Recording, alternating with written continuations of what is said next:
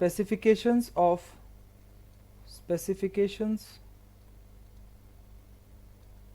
riveted connection.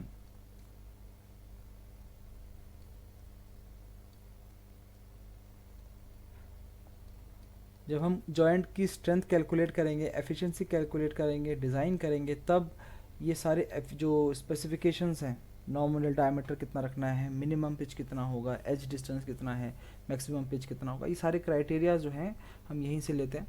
तो उसी को डिस्कस करते हैं। सबसे पहला कि जो रिवेट का डायमीटर है, रिवेट का डायमीटर, उसका क्या क्राइटेरिया है। रिवेट का डायमीटर,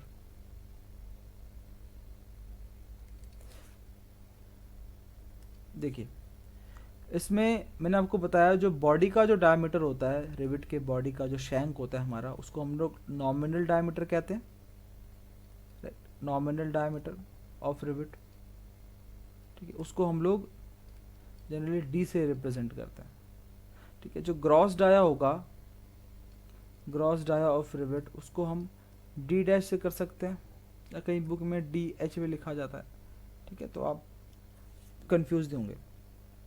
सेकंड पॉइंट इसमें क्या है कि ग्रॉस डाया क्या चीज़ है और ये नॉमिनल डाया क्या चीज़ है। देखिए रिवेट ये हेड होता है और ये उसकी बॉडी होती है ना, और ये हमारा नॉमिनल डायमीटर होता है, this is our nominal diameter.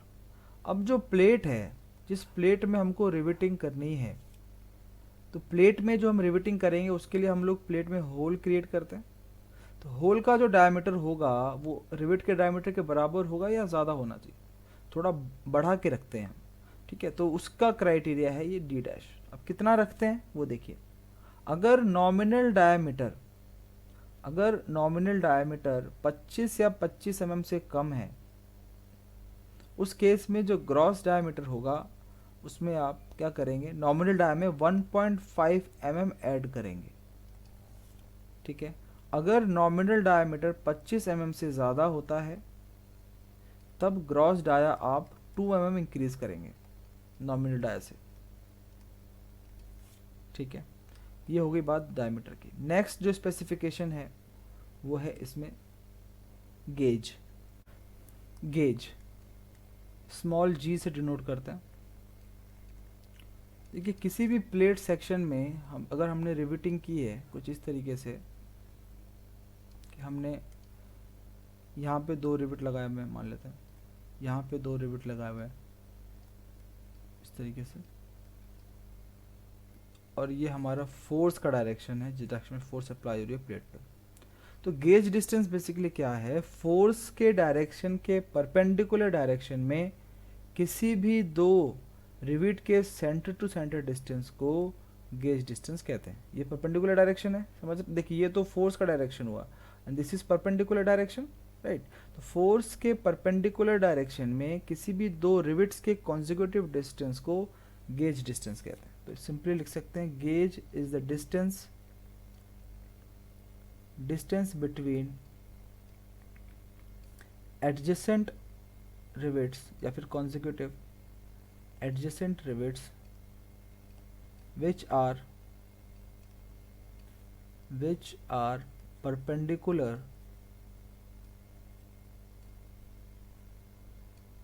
to the applied force।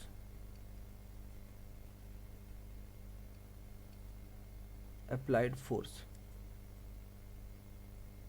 ठीक है। नेक्स्ट यहाँ पर पिच, पिच को डिस्कस करते हैं, वेरी इंपॉर्टेंट। पिच को आप स्मॉल पी से डिनोट कर सकते हो। देखिए डायग्राम बनाते हैं, सेम वही डायग्राम रहेगा। यहाँ पर हमने रिवेटिंग की हुई है। पिच में क्या होता है, पिच में फोर्स की डायरेक्शन में किसी भी 2 रिवेट के सेंटर टू सेंटर डिस्टेंस को हम लोग पिच कहते हैं। तो अगर ये एक रिवेट है, ठीक है, और ये एक रिवेट है, तो इसके बीच का जो डिस्टेंस है ये वाला, इस डिस्टेंस को हम लोग स्मॉल पी पिच कहेंगे, ठीक है, या फिर इसको कहेंगे, किसी भी 2 कॉन्जिक्यूटिव रिवेट के बीच के डिस्टेंस को हम लोग पिच कहते हैं, ठीक है। इसको लिख सकते हैं डिस्टेंस बिटवीन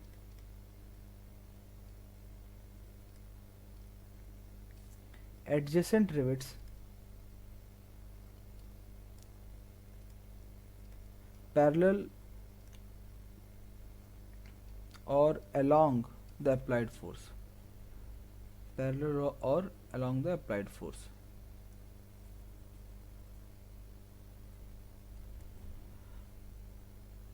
ठीक है, इसमें एक नोट है। नोट, अभी पिच में हमने क्या पढ़ा कि फोर्स के डायरेक्शन के अलोंग किसी भी दो रिविट्स के सेंटर टू सेंटर डिस्टेंस को पिच कह रहे हैं।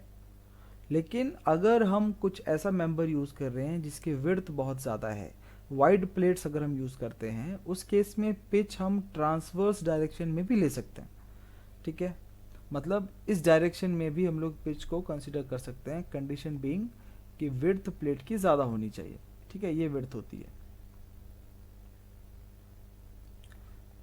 कई बार जब हम क्वेश्चंस आगे जब सॉल्व करेंगे न्यूमेरिकल, तो उसमें हम जब डिज़ाइन करते हैं मेंबर्स, या तो वो विड्थ दे देगा आपको या वो पर पिच लेंथ पे पूछेंगे। ठीक है, तो हम स्ट्रेंथ निकालते हैं मेंबर की या तो विड्थ के बेसिस पे या फिर पर पिच लेंथ के बेसिस पे। ठीक है, तो एक नोट यहाँ पे लिख सकते हैं कि व्हेन पर पिच लेंथ, व्हेन पर पिच स्ट्रेंथ इज गिवन,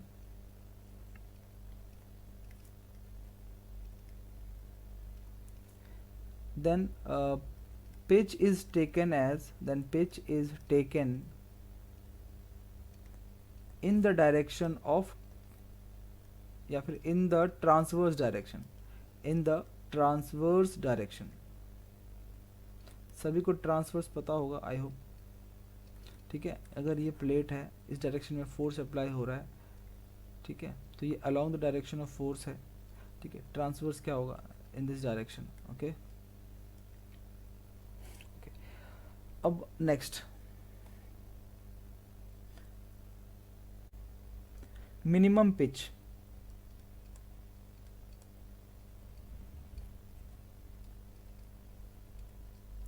कम से कम डिस्टेंस कितना होना चाहिए रिवेट के बीच में, सेंटर टू सेंटर डिस्टेंस? देखिए, ये 2.5 टाइम डी से ज़्यादा होना चाहिए। एक एग्जांपल देखते हैं छोटा सा। मेरे पास कोई रिवेट है जिसका नॉमिनल डायमीटर 20 mm है, तो इसका पिच कितना होगा? Pitch should be more than 2.5 times nominal dia, that is 50 mm. That means if we have a plate and a riveting here, then the center to center distance between these two riveting should be more than 50 mm. और direction क्या है force की, ये। ठीक है, तो 50 से ज़्यादा होना चाहिए, 55, 60 something. Okay, now maximum pitch, maximum कितना रख सकते हो आप? इस पे डिपेंड करता है कि प्लेट पे टेंशन आ रहा है या कंप्रेशन आ रहा है। ठीक है, अगर टेंशन लग रहा है प्लेट पे, तो उस केस में जो पी मैक्स की वैल्यू होगी, that should be smaller than 16T और 200, विच एवर इज मिनिमम। ठीक है, दोनों में से जो भी लोअर वैल्यू होगी, ठीक है, that will be the maximum pitch for tension. Now for compression, अगर प्लेट पे मेंबर पे कंप्रेशन आ रहा है, कंप्रेशन फोर्स, उसके लिए मैक्सिमम पिच की वैल्यू 12T या फिर 200 mm, दोनों में से जो भी मिनिमम वैल्यू होगी वो मेरा मैक्सिमम पिच कहलाएगा। ठीक है, ओके, इसमें एक केस देख लेते हैं। अगर देखिए, कई बार इस तरीके का क्वेश्चन आता है कि हमारे पास एक बट जॉइंट है। ठीक है, इसका कुछ थिकनेस होगा T1, मान लेते दोनों का थिकनेस सेम है। ओके, इसका भी, इसमें हमने कवर प्लेट यूज़ किया है, इसकी थिकनेस T2 है, इसकी भी थिकनेस T2 है। तो इस केस में हम T क्या यूज़ करेंगे? ठीक है, तो T जो होगा यहाँ पर वो थिकनेस ऑफ थिनर प्लेट को रिप्रेजेंट करता है, थिकनेस ऑफ थिनर प्लेट।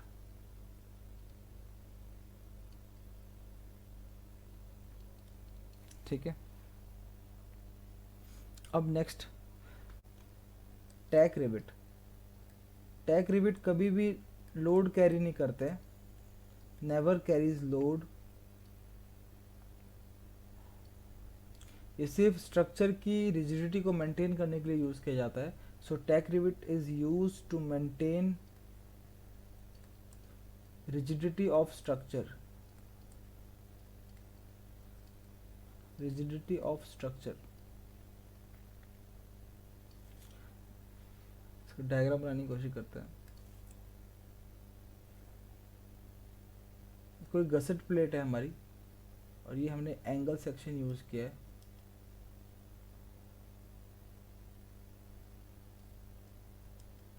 दूसरा एंगल सेक्शन इसके नीचे में लगाया हुआ इस तरीके से। तो ये जो दो एंगल सेक्शंस हैं, ये पहला वाला ISA इंडियन स्टैंडर्ड एंगल, दूसरा वाला, ठीक है। तो इनको गसेट प्लेट के साथ कनेक्ट करने के लिए हमने यहाँ एक रिविट कनेक्शन लगाया, ठीक है। यहाँ एक रिविट कनेक्शन लगाया, ये प्रॉपर रिविट है। टैक रिविट क्या होता है, हम लोग यहाँ पर बेसिकली टैक रिविट लगाते हैं, ठीक है। टैक रिविट का क्या पर्पस है कि ये जो दो कंपोनेंट हैं, दो अलग अलग कंपोनेंट हैं, दो अलग सेक्शंस हैं, ये एक सिंगल यूनिट की तरह बिहेव करे, ठीक है, ये रिजिड स्ट्रक्चर रहे, बस ये इसका ऑब्जेक्टिव होता है, ठीक है। तो ये हमारे पास एंगल सेक्शन है, ठीक है। तो इसमें अगर हम रिविट्स देखें, जो प्रॉपर रिविट्स हैं हमारे, ये जा रहे हैं रिविट्स, देख रहे हैं, पहला, दूसरा, तीसरा, इस तरीके से रिविट्स जा रहे हैं। और जो टैक रिविट है वो कहाँ है, ये इस तरीके से, समझ पा रहे हैं, ये है। तो ये जो टैक रिविट की स्पेसिंग है, मैक्सिमम कितना डिस्टेंस पे आप रख सकते हैं, इसका क्राइटेरिया होता है, ठीक है, मैं वो बताना चाहता हूँ। तो मैक्सिमम जो टैक रिविट है वो 1000 mm से कम होना चाहिए अगर मेंबर में टेंशन आ रहा है। अगर मेंबर में कंप्रेशन आ रहा है तो ये 600 mm से कम रहना चाहिए फॉर कंप्रेशन मेंबर।